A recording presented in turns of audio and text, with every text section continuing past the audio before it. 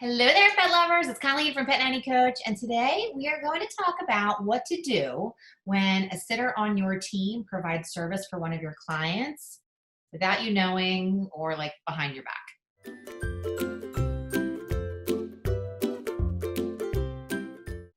All right, so this is the downside of building a team.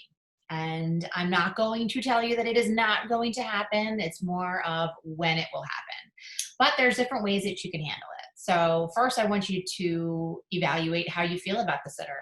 Is this a good hire? Is this someone that you enjoy working with? Is this someone that provides fabulous service to your clients? Is this someone that you don't want to lose?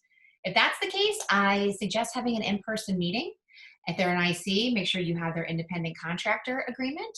If they're an employee, make sure you have their signed employee handbook, which hopefully you have done in your sitter onboarding process.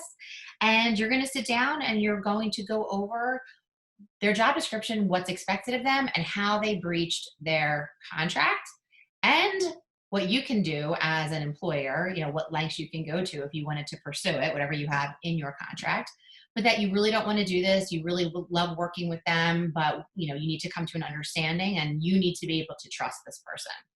9 times out of 10, that's all that's going to need to happen. If the person is someone that you don't trust and you don't want to work with, I again suggest having a meeting. You can do it via Zoom or in person. It may actually be difficult to get them in person because at this point they know they're busted, but you could do it via Zoom. And again, let them know this was our contract. This is the part that you breached, and this is what I am going to do because of it. And at that point, you can decide whether you want to take legal action or not. But again, it's being very forthright. I wouldn't go to the client. You might want to let the client know, like, listen, this is how my business works. It is against our company policy for clients to subcontract to sitters. You could say it in a really nice way. They know that, by the way. And then that's another thing. You need to decide if this client, is this an ideal client? Is this someone that you want to continue working with? It's all about, decisions that you need to make about the people that they are. I personally would not like to work with that client again, but I have 2,000 clients. I have more than I need, so it would be very easy for me to say that.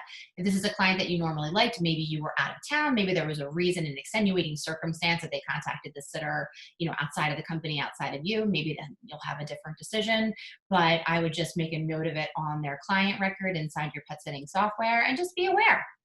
But again, making sure that you are communicating the expectations with the sitter of what's expected of them, what they signed, and what lengths you legally can go to if you decided. And the client, kindly remind them about your policies and leave it at that. All right. So I know these are sticky situations. It really stinks. It's like kind of get like a punch in the gut when you find out that someone that you know, like, and trust, either on the client side or the sitter side, goes behind and takes you out of the whole process. But it will happen. Again, you should have a system for it. What are you going to do when you find out that someone that is on your team breaches their contracts? Have it all mapped out so you know exactly what to do and you don't have to guess. You're just following the company protocol.